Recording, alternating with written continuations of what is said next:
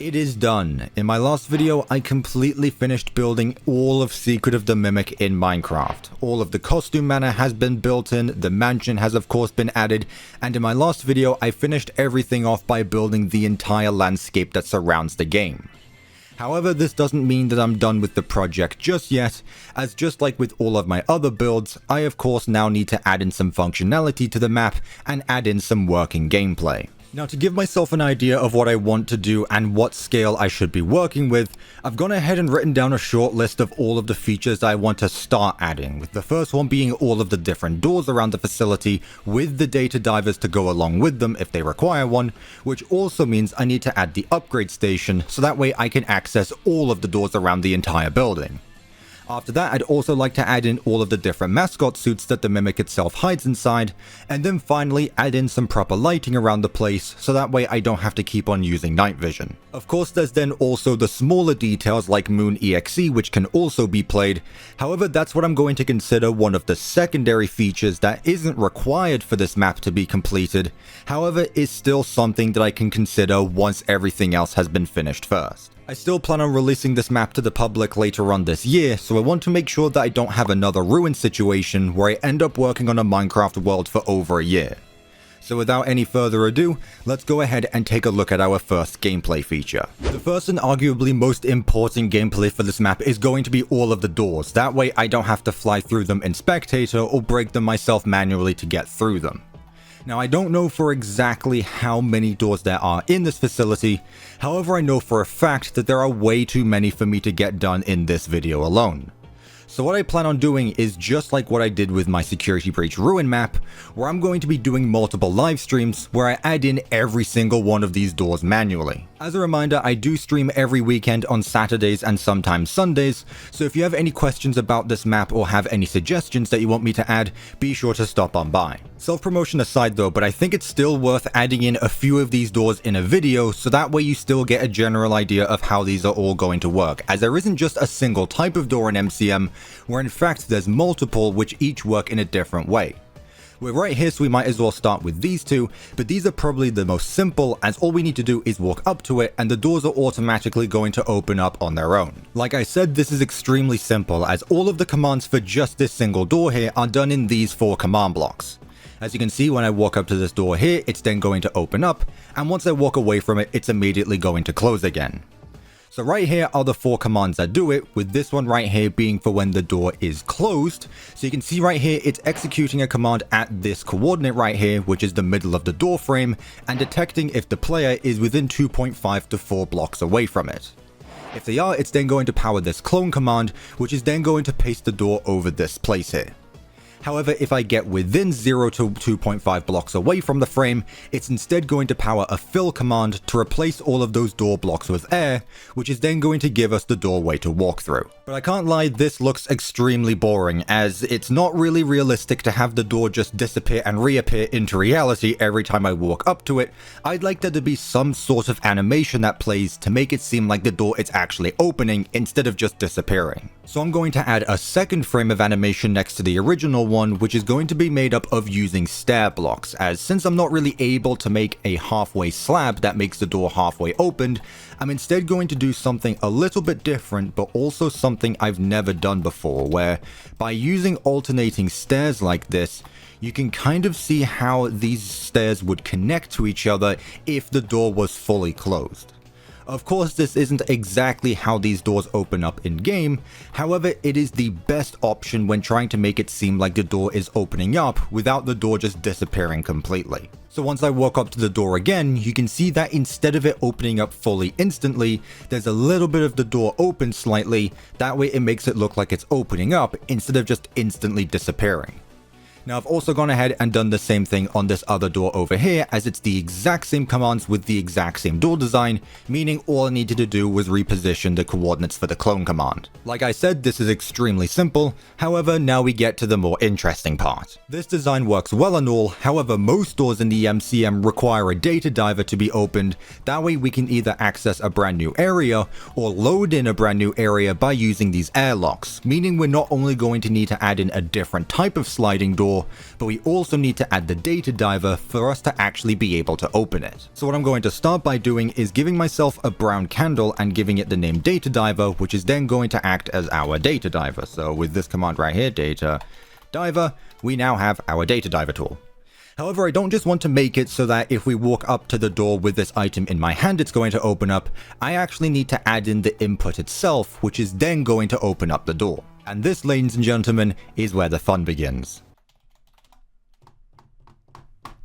I forgot the name of it. It's been too long since I've played with commands. Oh, what is the name of the entity? I'll get there eventually. Interaction entity. That's the one. This is an interaction entity, and this is exactly what the input is going to be. So this command right here is what made me summon it. So right now you can see it has a width of 0.3 blocks and a height of 0.3 blocks, and it also has a tag called intro door 1. Now this tag is extremely important as it's what's going to differentiate all of these entities once I continue to multiple doors later on. So right now, as you can see, when I left click over it, you can see that it sent an output by using these command blocks right here.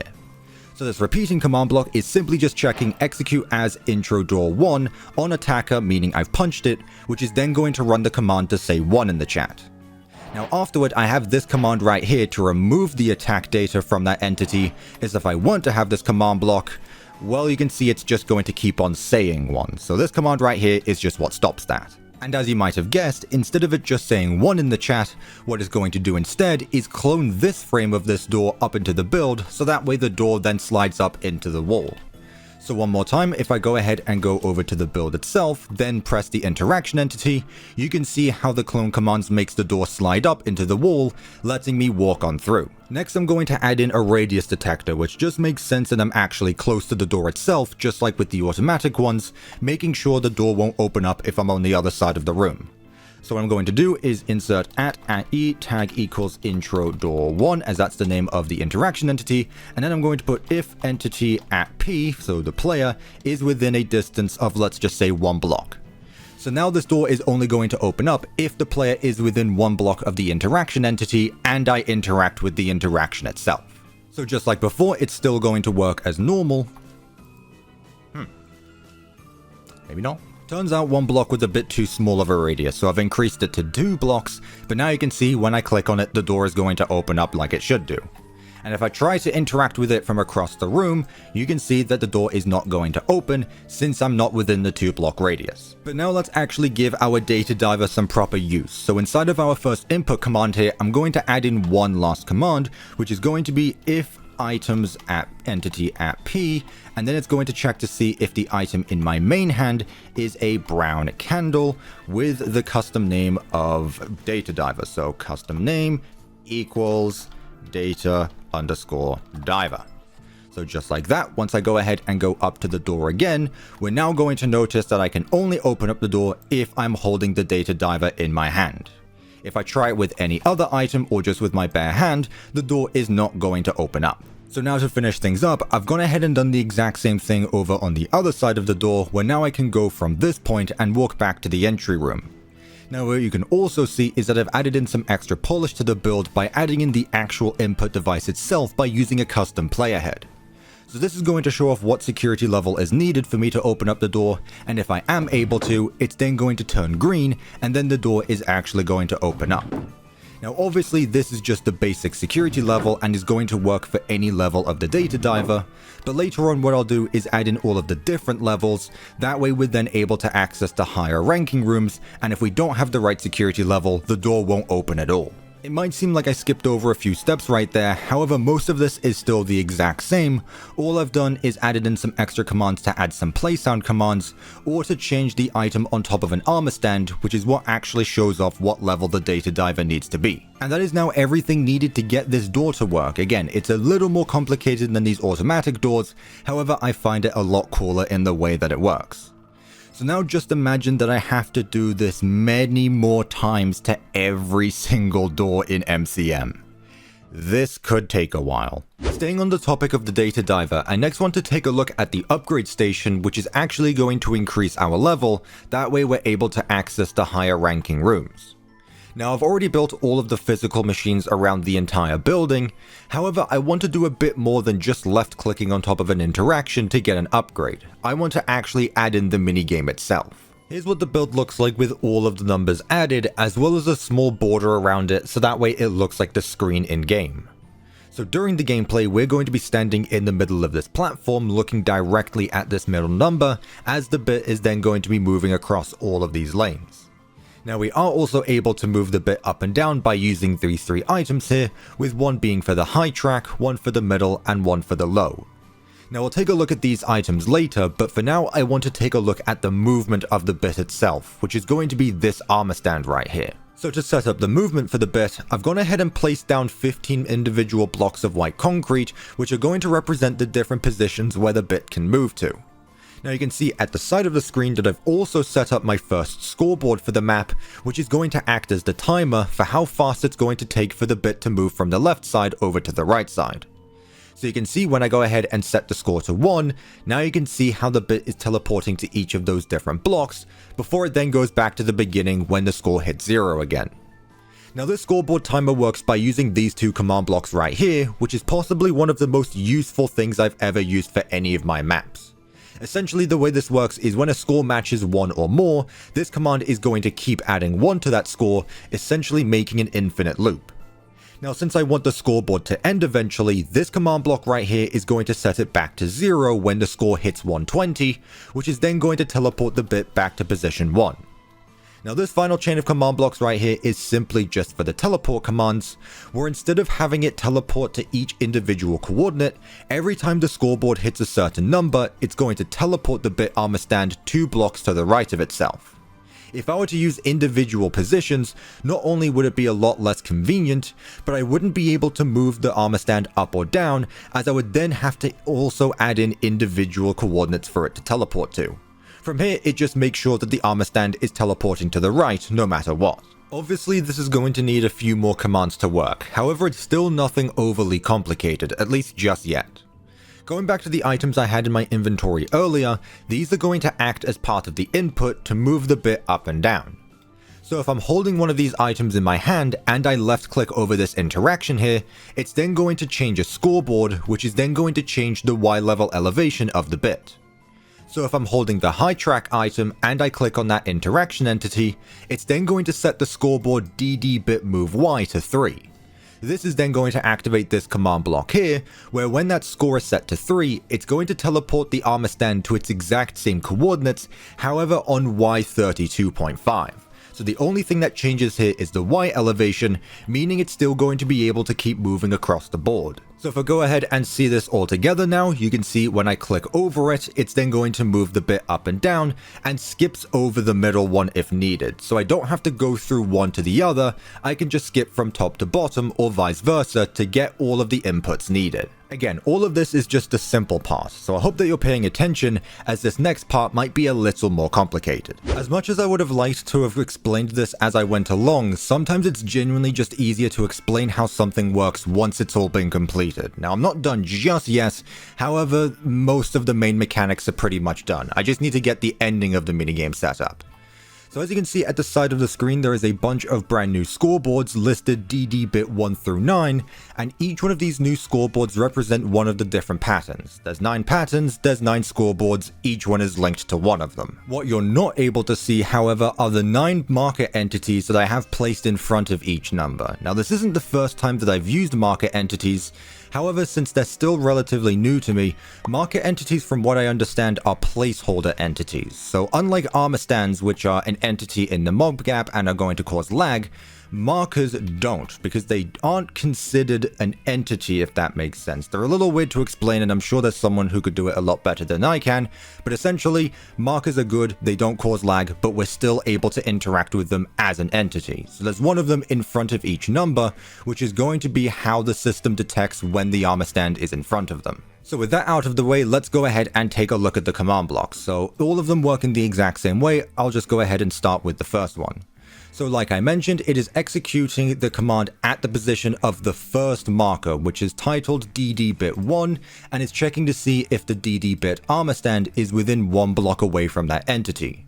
If it is, then it's going to set the score for DD bit 1 to 1, meaning that the armor stand is in front of the marker entity. Now instead of just setting the score to 1, it's adding 1 to the score, meaning it's going to continue to go up as long as the armor stand is within 1 block from the entity. So that's where these next command blocks come in, which is checking to see when the score reaches a number between 1 and 8, which is then going to run a clone command. Now what this clone command is then going to do is clone this number here, turning the 0 to a 1 since the armor stand is no above the number. And every number is going to start out with 0 score, meaning the moment it passes by, one of those scores is then going to get set to 8, which can then flip the number from 0 to 1. Now there are occasions where the board already has number 1 set in place, but that's something we'll take a look at later. However, the bit also needs to go back to where it came from, meaning it's going to take the same trip a second time, meaning it's once again going to run into more of those marker entities. So inside of this fourth command block here, it's also detecting for a scoreboard, but this time looking for a number between 9 and 16. This is because if the bit goes over again, it's going to increase the scoreboard enough to be in between this range of numbers here. This clone command is then going to set it back to 0, so if we go over a number with a scoreboard between 9 and 16, it means that that number is already 1, so that command block is going to set it back to 0. Essentially, that first command is changing 0 to 1s, and the new command block that I just showed off is taking 1s to 0s. Now, like I mentioned, sometimes there are going to be numbers already set to 1, so the system needs to know when that happens, so that way it doesn't stay as it is when the bit goes over them again.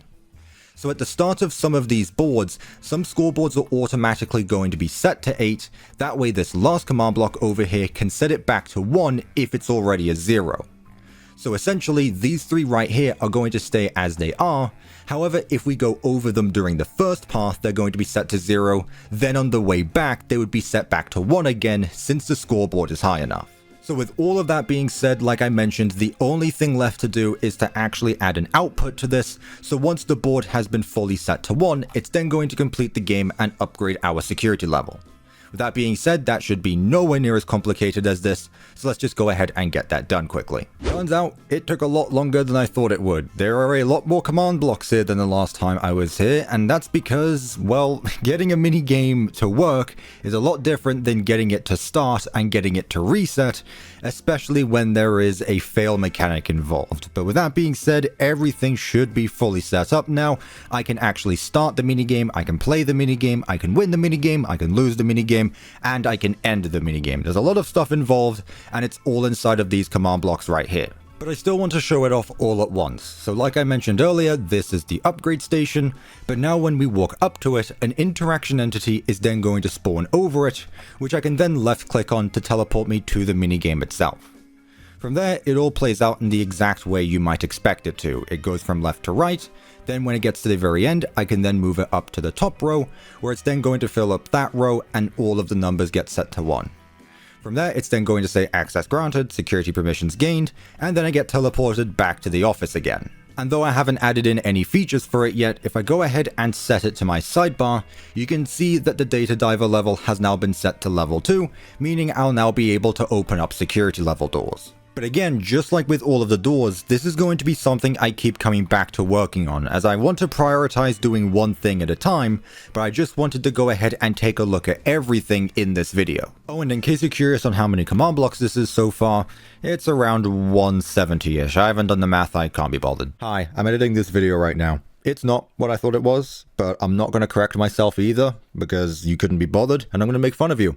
Shame on you. We've taken a look at the big mechanics that are going to be focused on in this map. However, there's still one more thing I want to add in before I wrap up this video, and that's to add in some of the mascot suits that are eventually going to be scattered around the entirety of the factory. Now, the best place to do this is probably going to be this VIP lounge here, as there are around 20 different mascot suits, which of course, each one has a potential of having the mimic hiding inside of it. This is something I've had the intention of doing since around episode 1, where I've always wanted to add in the different mascot suits around the factory by making them up by using armor stands. So here I'm currently in my model world where I just have a whole bunch of different armor stand models, whether it be for a map or thumbnail, and these are pretty much going to be exactly what we see in game. However, I want to focus on these two specifically, since these are actually the mascot suits and aren't named characters like everyone else here. So right now I have the blue Mycellium man and the default SwingBee, and these are pretty much how the rest of them are going to look like, where every single one is made up by using a mix of different armor stands. However, of course, they also need to move around if they have the mimic inside of them. Now, while I'm not focused on letting the mascots move around just yet, what I do want to focus on is how these are going to work in the map. As you saw, each model was made up of a lot of different armor stands, and if I were to just have hundreds of armor stands scattered around the map all at once, it could easily cause some frame drops. What I instead plan on doing is something that I honestly thought was going to be a really smart idea, but turns out people have been suggesting this since episode 1, where every time I enter an area, a command block system is then going to spawn in all of the mascots for that room, and then when I leave the room, it's then going to kill all of them. That way I don't need to worry about any extra entities. I do not remember there being so bloody many of these mascots. It might not look like it, but this time-lapse spans just under 5 hours. I spent pretty much my entire day working on these, which is quite surprising considering they're basically made in the exact same way. They all have the same base body for the body, the legs, the arms, and the head. All that really changes is the armor that they wear and the player head on it. Now, there are 3 rows of command blocks behind them, and this did add to the total time spent, but this is going to be very important later on, as I wanted to make sure that I had every single one of these models on standby. That way I can place them wherever and whenever I want. Huge shout out to Pop Smile on Planet Minecraft for basically making every single one of these player heads here. This is something that goes a bit unrecognized in my videos, which I feel really bad for, because these custom player heads are really what make these armor stand models come to life at the end of the day, and it was basically one person who made every single one with every single different iteration of each character. I mean, I haven't even counted how many there are individually, but there's a whole lot more than I remember there being. Let's just see. So every single mascot character is here, from the Mycellium men, the Sharpay dog, the SwingBee, the lion mascot, the elephant mascot, the penguin mascot is here, the birthday dog, the lemur, the jester, and hedgehog Hudgy. There's a lot of armor stands. In fact, if I go into F3, yeah, there's 800 entities in this world now. Now, I'm not going to say there's 800 entities in just this small platform. There's already some throughout this map, but you can see what I mean, why it's important that these armor stand entities are only loaded in at set times, because this is just way too much for so many characters. And I just went ahead and counted all of the mascots. There's 41 of them. Quite a few. And just like I brought up during the time-lapse, every command block row behind them is very important and is essentially going to act as a shortcut once I start adding in the functionality to them. So this command block row on the very right is what actually spawns in these armor stand models. That way I don't have to manually do it myself every time I want to spawn them in. So as you can see right here, it is spawning an armor stand at this set of coordinates, and then every single one of these command blocks is for a set armor stand in the model. So this first one right here is for the first penguin mascot costume, then set to body 1. So it's the same with body 2, the legs, the right arm, the left arm, the head, and the beak. So depending how many armor stands a mascot is made up of is going to determine how many command blocks there are. So the more complicated the model, the more command blocks there are going to be. The second command block row is then what sets the scale to these armor stands, because obviously not all of these armor stands are set to the same scale, so they need to be smaller or bigger so that way it can represent the different details better. Then this final command block row right here is what actually sets up the armor stand model itself by teleporting each armor stand around a center armor stand, with that being the body 1 armor stand, if that makes sense. If I go ahead and teleport this to me, you can see that it moves the entire model all at once instead of just an individual armor stand. However, what I also need to do is set up a way for each one of those models to change the way they look, as there are some times where there are multiple instances of the same character in every room. So for example, right here, there's a default SwingBee, there's a second one right behind me, and a third one up on the top here. So while I could just have 3 new armor stands for each individual variant, what I think would be easier and a lot more convenient would be to swap out the armor of every single model, that way every single one can look the same and swap them out whenever they want. So I just spent the last few hours doing just that, which basically tripled the amount of command blocks for every single one, but now every armor stand model can change into every variant. So for example, this is the blue pelican, This is the blue penguin, and now I can go ahead and change it to the pink variant by clicking this button, so now it's another version of it, and I can also change it to the white variant. Now it's got the armor from the white pelican. I called it pelican again. All of the items for each one is inside of this chest here, so all of these command blocks behind are all item replace commands, which just replace the items of individual armor stand from the items inside of this chest here. So if I really wanted to, I could have all 3 of these penguins look the exact same. So if there's 3 versions of the penguin in the room, I can just swap out their armor so that way all 3 of them look the same.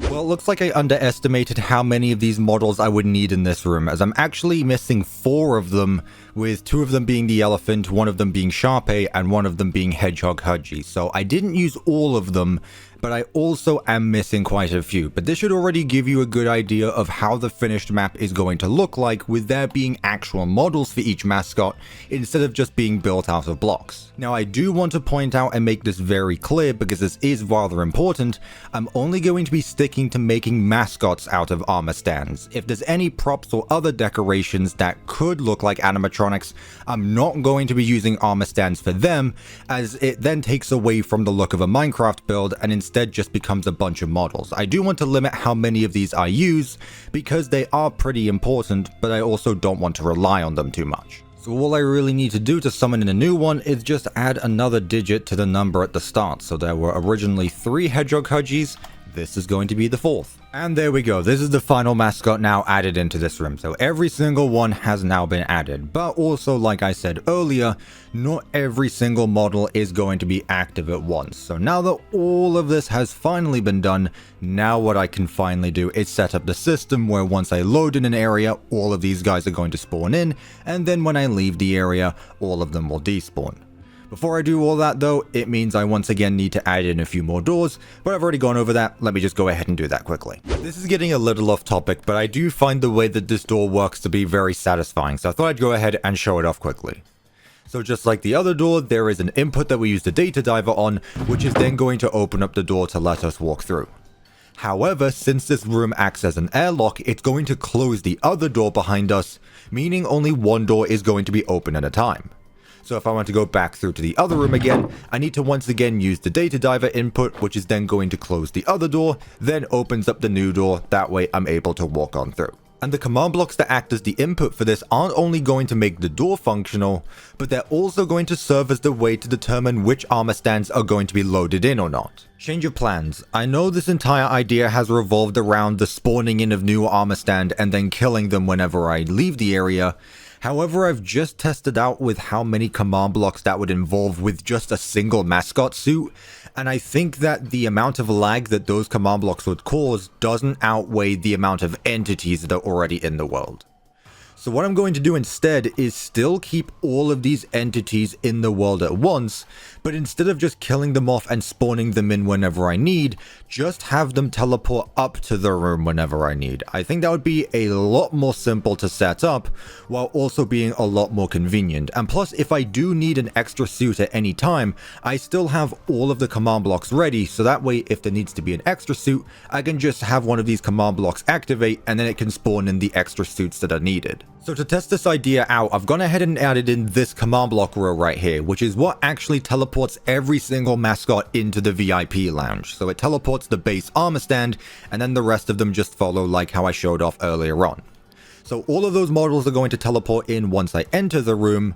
So now what I think I'm going to do next is work on the retail showroom, as there are once again a few more mascots in here.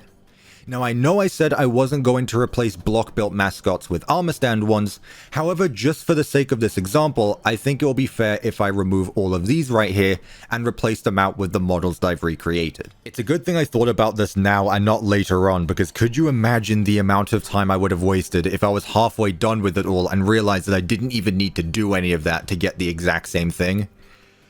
That would have been bad. And yes, this does mean I need to add in another door to get this to work. Trust me, there's going to be a lot of this from now on. I'm really glad that I was finally able to get to use these guys, because the Mycellium men might just be one of my favorite mascot suits in the entire game. So these guys, I'm very happy are finally in this map. But I went ahead and finally added in every mascot so its teleport position is set up. That way it's going to be moved over to this room once we enter it. Now, that being said, there is actually another example of an extra entity, with there being a 5th Hudgy Hedgehog here. So there's one right there, there's 3 on top of the shelf, and there's a 5th one right here, which does go back to spawning in custom ones, not custom ones, which does go back to summoning in bonus ones, which I'll go ahead and show you the commands for down here. So all of these commands are once again what teleport every armor stand into the build. However, this one right here is all of those commands that spawn in the armor stands needed, as well as the ones that replace the items so that way it actually has the armor needed.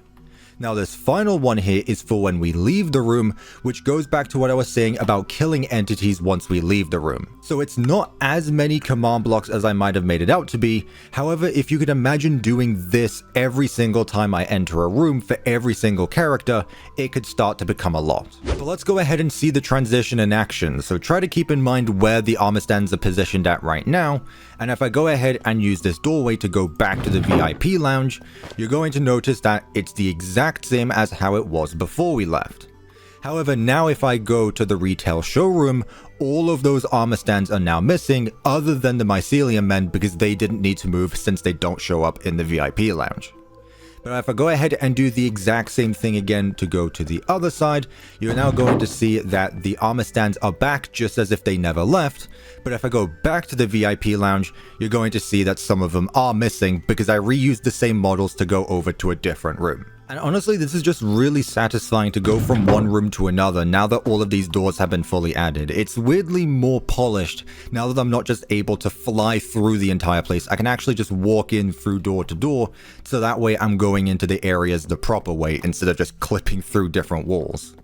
Now obviously this is exactly how video games like Secret of the Mimic work, where once you enter a new area, it loads in all of these assets.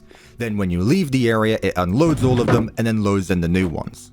But since this is Minecraft and obviously most of that is done for me already, it's going to be a little different. So even if it's just doing this for the mascot suits, it still makes this map feel a bit more professional knowing that I'm using actual game development techniques. But overall, I think that is a very strong start to finally adding in the first gameplay mechanics into my Secret of the Mimic map. Let me know what you think about all of it down in the comments, and if there's anything you think I should add or change from what I've already built. And as a reminder, I will be streaming every weekend from now on working on this map, whether it be adding in gameplay that I've shown off in a video, or something that I think is just better fit for a live stream, so be sure to stop on by. But with that being said, thank you everyone so much for watching, and I will of course see you in my next video.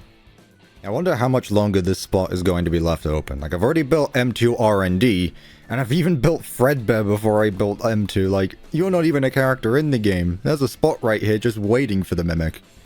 Maybe I could just reuse you. I'm sure that'll be fine.